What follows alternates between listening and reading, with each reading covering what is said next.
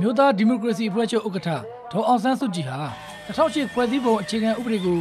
ပြင်ဆင်မလားအသစ်ရွေးဆဲမလားလူလူဆန္ဒကောက်ခံပွဲကိုရန်ကုန်တိုင်းဒေသကြီးကော့မှုမြို့နယ်မှာဒီဇင်ဘာလ14ရက်နေ့ကကျင်းပခဲ့ပြီးဒီဇင်ဘာလ15ရက်နေ့မှာဘိုးတိုင်းဒေသကြီးတာယာဝတီမြို့တွေမှာကျင်းပခဲ့ပါတယ်ဒီလိုကျမတို့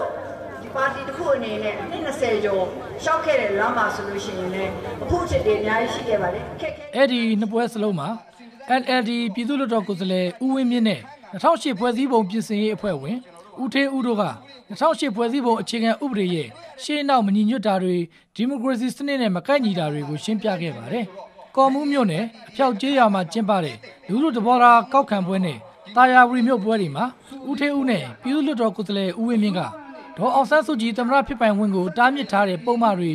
ဗဟိုနဲ့ပြည်내အစိုးရတွေကြားအာဏာခွဲဝေမှုမရှိတာတွေနိုင်ငံသားဒူးချင်းစီမှာအခြေခံဥပဒေအရလုံခြုံမှုမရှိတာတွေအပြင်စစ်တပ်ကမြို့သားနိုင်ငံရေးမှာအစဉ်တစိုက်ဥဆောင်မှုအခမ်းကဏ္ဍကရှိရမယ်ဆိုတဲ့အချက်တွေကိုပြဋ္ဌာန်းထားတာတွေဟ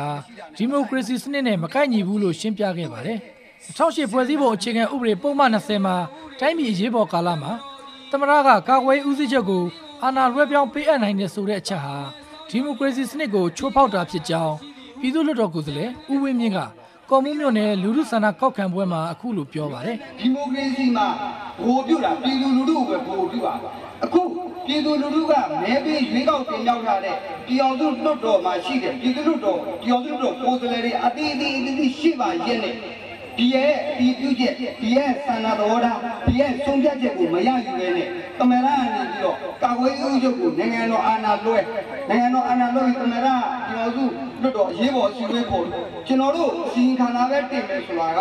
ဖွဲ့စည်းပုံအခြေခံဥပဒေမှာဒီမိုကရေစီမူကိုလုံးဝဆန့်ကျင်ပြီးတော့သူ့သဘောနဲ့သူ့တဦးတည်းနဲ့သူနိုင်ငံတော်အာဏာကိုပေးခြင်းနဲ့လူရဲ့လက်ထက်ကိုပေးလို့ရတယ်ဆိုတဲ့ပြဋ္ဌာန်းချက်မျိုးဖြစ်လို့ဒါကလည်းကျွန်တော်တို့ဒီမိုကရေစီမူနဲ့ဆန့်ကျင်တယ်ဒါကိုကျွန်တော်လက်မခံနိုင်ဘူးမြို့သားဒီမိုကရေစီအဖွဲ့ချုပ်2008ဖွဲ့စည်းအုပ်ချုပ်ပုံပြင်ဆင်ရေးအဖွဲ့ဝင်ဦးထေးဦးက2008ဖွဲ့စည်းအုပ်ချုပ်ပုံအခြေခံဥပဒေဟာ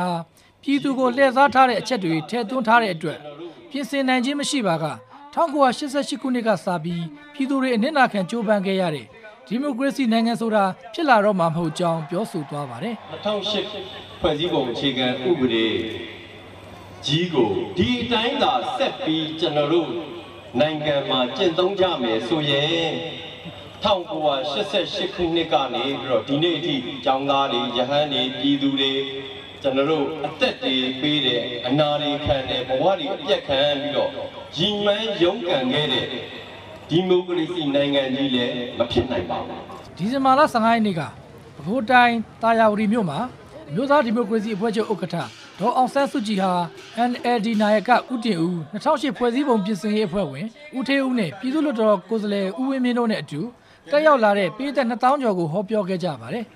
်ပြည်သူ့လွှတ်တော်ကိုယ်စားလှယ်ဦးဝင်းမြင့်ကပုံမှန်59ခါကြီးနဲ့စာလုံးမှာပြဋ္ဌာန်းထားတဲ့နိုင်ငံတော်သမ္မတဖြစ်ရမယ့်သူဟာစစ်ရေးအမြင်ရှိရမယ်နိုင်ငံသားဇနီးခင်မိုးမဖြစ်ရဘူးဆိုတဲ့ကန့်သက်ချက်တွေဟာဒေါ်အောင်ဆန်းစုကြည်သမ္မတမဖြစ်စေရေးအတွက်ရည်ရွယ်ပြီးရွေးဆဲခဲ့တာဖြစ်တယ်လို့ပြောပါတယ်။ဗိုလ်ချုပ်အောင်ဆန်းရွေးဆဲခဲ့တဲ့ဖွဲ့စည်းအုပ်ချုပ်ပုံအခြေခံဥပဒေမှာဆိုလို့ရှိရင်သမ္မတအရေးချင်းကိုသတ်မှတ်ထားတာနှစ်ချက်ပဲရှိတယ်။တစ်မိမနှစ်ပါးနိုင်ငံသားဖြစ်ရမယ်နိုင်ငံတော်မှာမွေးရဒါတစ်ခု။နှစ်ပါလီမန်အမတ်အရေးချင်းပြရဒါပြီးအခုမဟုတ်ဘူးအဲ့ဒီနိုင်ငံတော်နဲ့နို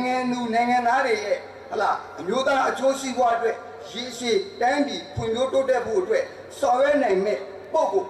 ပို့လည်းကျွန်တော်ပြောမယ်ဒါကျွန်တော်တို့ဥက္ကဋ္ဌကျွန်တော်တို့ကောင်းဆောင်ကိုမလုံနိုင်မကိုင်နိုင်မပါနိုင်အောင်တားမြစ်ပိတ်ပင်ကတ်သက်ညစ်ပတ်ပြီးတော့ရေးတာဒါအပြင်ဦးထေးဦးကပုံမှန်6ခါခွင်းမှာပြဋ္ဌာန်းထားတဲ့တက်မတော်ဟာနိုင်ငံရေးမှာအစဉ်တစိုက်ဥဆောင်မယ်ဆိုတဲ့အချက်ဟာအာဏာဆိုတာပြည်သူထံကဆင်းသက်ရမယ်ဆိုတဲ့ဒီမိုကရေစီကျင့်ဝတ်နဲ့မကိုက်ညီကြောင်းအခုလိုပြောပါတယ်ဒီမိုကရေစီရဲ့အဓိပ္ပာယ်နဲ့အညီ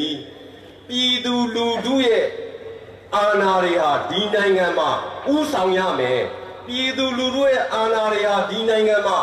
စိုးမိုးရမယ်ပြည်သူလူထုရဲ့အာဏာတွေဟာဒီနိုင်ငံမှာတည်မြဲရမှာဖြစ်ပါတယ်သို့တော်လည်းပုံမှန်6ဆလုံးလဲကြအောင်ဒီနိုင်ငံရဲ့နိုင်ငံရေးကိုတက်မတော်ကလည်းဥဆောင်မယ်ပြည်သူတွေကနောက်လိုက်လုပ်ပါလို့အခါလေးကိုပေါ်ပြလိုက်တော့တာပဲအဲ့တော့စိုးစိုးကကျွန်တော်တို့ကနောက်လိုက်လုပ်ရမယ်ဆိုရင်ကျွန်တော်တို့ရဲ့ဒီမိုကရေစီပြည်သူအာဏာကြီးက ဘယ်ရောက်သွားမှန်းကိုမသိတော့ပါဘူးနော်ဒါအပြင်2008ဖွဲ့စည်းပုံအခြေခံဥပဒေဟာတိုင်းပြည်စည်းလုံးညီညွတ်ရေးကိုအာမခံချက်ပေးနိုင်မှာမဟုတ်ကြောင်းဒီဖွဲ့စည်းပုံနဲ့ပြည်တွင်းငြိမ်းချမ်းရေးမရနိုင်ကြောင်းကိုလည်းပြောကြားခဲ့ကြပါတယ်လက်ရှိဖွဲ့စည်းပုံဟာကမ္ဘာမှာပြင်ဖို့အခက်အခဲဆုံးဖွဲ့စည်းပုံဖြစ်တယ်လို့ပြောလို့ရကြောင်းနဲ့လက်ရှိ2008ဖွဲ့စည်းပုံအခြေခံဥပဒေမှာပြင်ဆင်ခွင့်ရှိတယ်လို့ပြဋ္ဌာန်းထားပေမဲ့တစ်ဖက်မှာတပ်မတော်သားလွှတ်တော်ကိုယ်စားလှယ်တွေရဲ့ထောက်ခံမှုမရရှိရင်ပြင်လို့မရနိုင်အောင်ဖြစ်နေကြောင်းဒါပေမဲ့အမျိုးသားဒီမိုကရေစီအဖွဲ့ချုပ်အနေနဲ့ပြင်ဆင်နိုင်အောင်စ조사သွားမှာဖြစ်ကြောင်းပြောပါတယ်။ကော်မွန်မြို့နယ်လူထုဆန္ဒကောက်ခံပွဲမှာတက်ရောက်လာတဲ့ပေးသက်တူကတကယ်လို့ပြင်လို့မရရင်ဘယ်လိုဆက်လုပ်ရမလဲဆိုတာကိုမေးမြန်းခဲ့ရမှာဒေါ်အောင်ဆန်းစုကြည်ကအဲ့ဒီအချိန်ကျမှဘယ်လိုဆက်လုပ်ရမယ်ဆိုတာကိုပြည်သူကိုချပြသွားမှာဖြစ်ကြောင်းဒါပေမဲ့တိုင်းပြည်ထိခိုက်နစ်နာရမယ့်လမ်းကြောင်းကိုတော့ရွေးချယ်မှာမဟုတ်ကြောင်းပြောဆိုခဲ့ပါတယ်ခင်ဗျာ။